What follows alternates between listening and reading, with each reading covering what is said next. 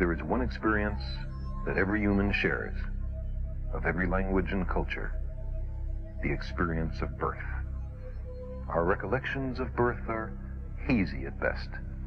They have the feel and aura, not so much of memories as of mystical transfigurations. It would be astonishing if this profound early experience did not influence our myths and religions, our philosophy, and our science. The birth of a child evokes the mystery of other origins, the beginnings and ends of worlds, infinity and eternity. How did the universe arise? What was around before that? Might there have been no beginning? Could the universe be infinitely old? The current scientific story of the origin of the universe begins with an explosion which made space itself expand. About 15 billion years ago, all the matter and energy that today make up the observable universe were concentrated into a space smaller than the head of a pin. The cosmos blew apart in one inconceivably colossal explosion, the Big Bang. And the stuff of the universe, together with the fabric of space itself, began expanding in all directions as they do today. The early cosmos was everywhere white hot. But as time passed, the radiation expanded and cooled, and in ordinary visible light, space became dark as it is today. But then little pockets of gas began to grow. Tendrils of gossamer clouds formed, colonies of great lumbering, slowly spinning things, steadily brightening, each a kind of beast composed of 100 billion shining points. The largest recognizable structures in the universe had formed. We see them today. We ourselves inhabit some lost corner of one. We call them the galaxies. We inhabit a universe of galaxies. There are unstructured blobs, the irregular galaxies, globular or elliptical galaxies, and the graceful blue arms of spiral galaxies. We've been investigating the galaxies, their origins, evolution, and motions for less than a century. These studies extend our understanding to the farthest reaches of the universe. We view the cosmos on the grandest of scales. The majesty of the galaxies is revealed by science. The galaxies reveal a universal order, beauty, but also violence on a scale never before imagined. The universe seems neither benign nor hostile, merely indifferent to the concerns of such creatures as we.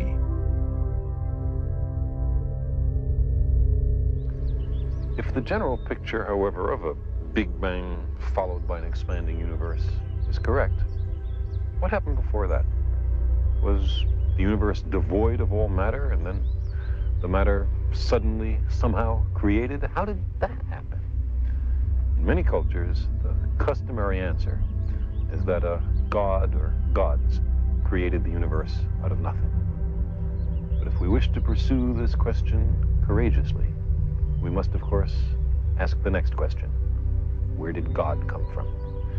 If we decide that this is an unanswerable question, why not save a step and conclude that the origin of the universe is an unanswerable question?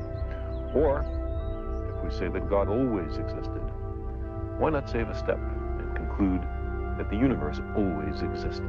There's no need for a creation. It was always here. These are not easy questions.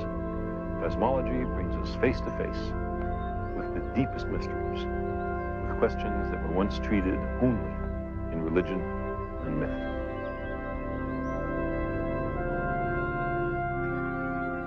Every human generation has asked about the origin and fate of the cosmos. Ours is the first generation with a real chance of finding some of the answers. One way or another, we are poised at the edge of forever.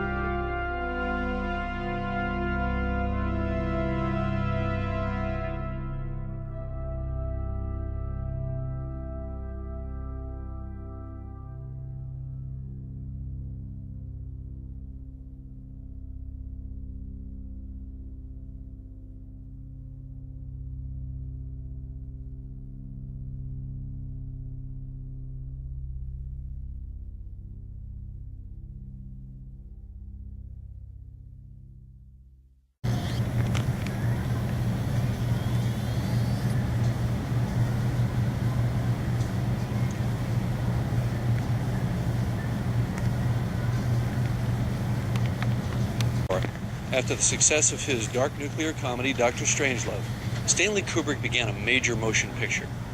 It was to be a film about abstract scientific ideas, the origin and the future of the human species, life in the cosmos, the evolution of our machines into artificial intelligence. Even to this day, Kubrick's 2001: A Space Odyssey remains the all-time great science fiction film. Its groundbreaking photographic techniques still influence modern special effects. But as our films get ever more spectacular, 2001 reminds us that it's the ideas behind the spectacle that are still the most important special effect of all. It really, as far as I'm concerned, predicted the future, not simply of space travel, but of the nature of the human soul. It's puzzling. I don't think I've ever seen anything quite like this before.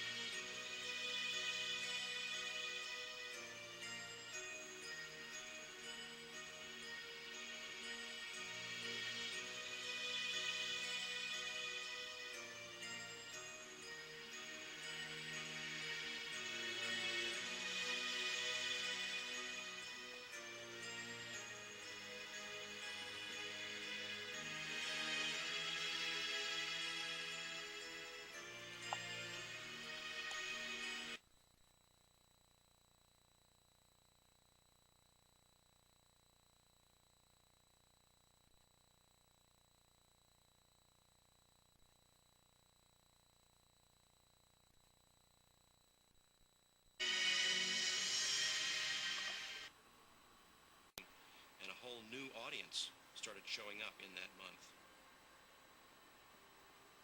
What is the ending?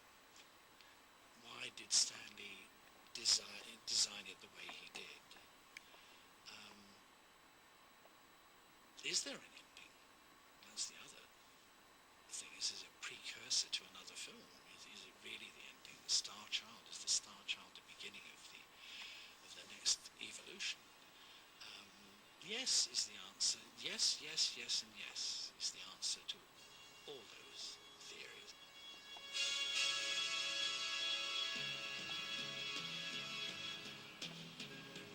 I miss Stanley a lot. It never occurred to me that Stanley would die, that I'd have to be on this planet without Stanley, and particularly that we'd have to be in the year of 2001 without Stanley to enjoy the fruits of having made that movie.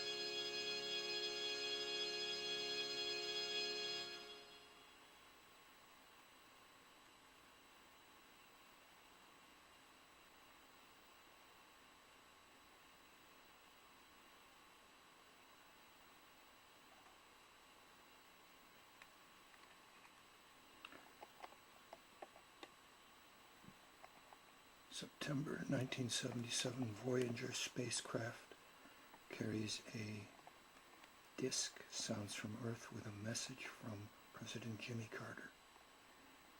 Placed there by Carl Sagan.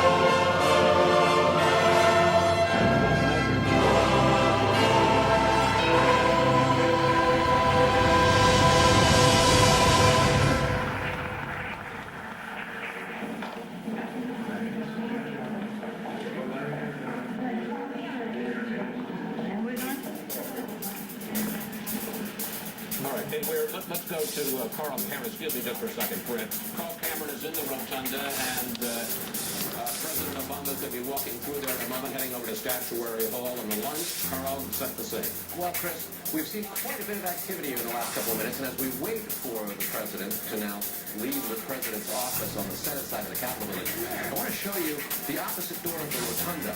We see before us John McCain, as well as in the aqua blue jacket, Cindy McCain. And just a short moment ago, we had the image of Secretary of State designate Hillary Clinton, the senator from New York, talking with John Cornyn, the senator from Texas. Significant in that Senator Cornyn has prevented Mrs. Clinton's nomination to Secretary of State to go forward without a roll call vote. In fact, her back is now turned to us. You can see her in the purple jacket. That conversation with Mr. Cornyn went on for several minutes. It looked cordial. There were occasional smiles. But it was Mr. Cornyn who made it impossible for Senator Clinton's confirmation as Secretary of State to take place. Mr. Clinton, the former President Bill Clinton, now getting prepared to join them for the luncheon. And dignitaries have been trickling in from various different sides of the rotunda now that the Bushes have departed. We're going to swing the camera back here to the left, Greg, so we can get prepared. Can I ask you a question? Yes, Greg. Any idea why Senator Cornyn decided to put a hold? Why would he put a hold on Hillary Clinton's nomination? Well, there's been this ongoing concern by Republicans and Democrats that former President Bill Clinton's foundation continues to accept foreign donations. There have been hundreds of thousands of dollars contributed from individuals and from countries around the world, including Saudi Arabia, Nigeria, and others.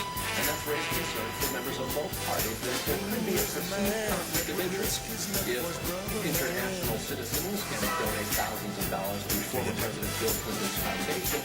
That could have an effect, or at least a perceived effect, on how Mrs. Clinton would conduct herself as Secretary of State of the United States. That concern has caused much delay. Again, it's not a permanent hold. Nominations can be suspended when senators exercise their right to put a hold on something. This is a temporary, more symbolic. Thanks so much. I want to go back to Megan Kelly, who's out in the crowd. And Megan, we are now getting reports from senior law enforcement officials that the crowd estimate is 2 million people, which is right there in the ballpark between the 1 million. You know, President Obama's gone, Bush is gone. Look at them. They're overwhelmed. They've been like this all afternoon.